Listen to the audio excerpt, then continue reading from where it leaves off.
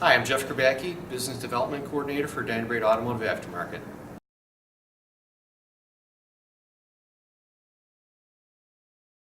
There's various grinding points. You can grind off the tip or the side, the left or the right. These are platen pads and basically help support the belt.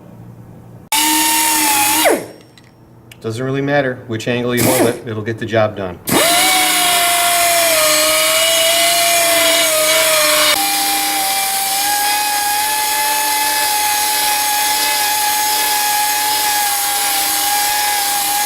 Basically, we've blended that weld with the rest of the panel. Now we'll enter this channel here on this panel.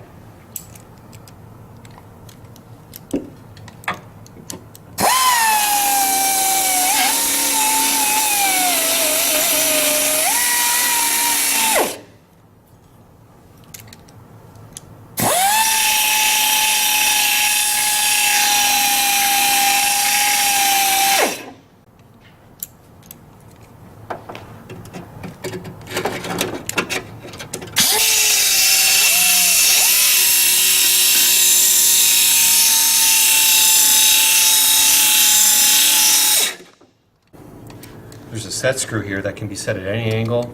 Simply back that off with the hex key provided.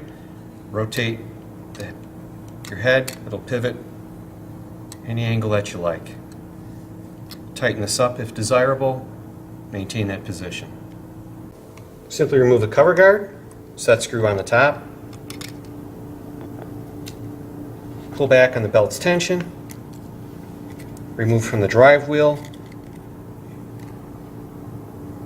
replace your worn belt per se, simply install your new one back on, release the tension,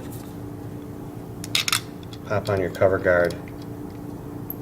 That's all there is to it. This is your arm adjustment knob for belt tracking, and what that does, if your belt is installed a little high or low, so to speak, you can turn the knob to adjust the tracking to make sure it's true and straight on. Also, for the arm change, there's a variety of contact arms available for this particular model. Again, you would simply pull back, remove the belt, tension goes forward, totally unscrew the knob, and this whole contact arm assembly will come off the tool. And let's say if you needed a specific arm for strap polishing, you get around some tubing or channels or grooves, you wanted to change it, this comes right off, and that's all there is to it.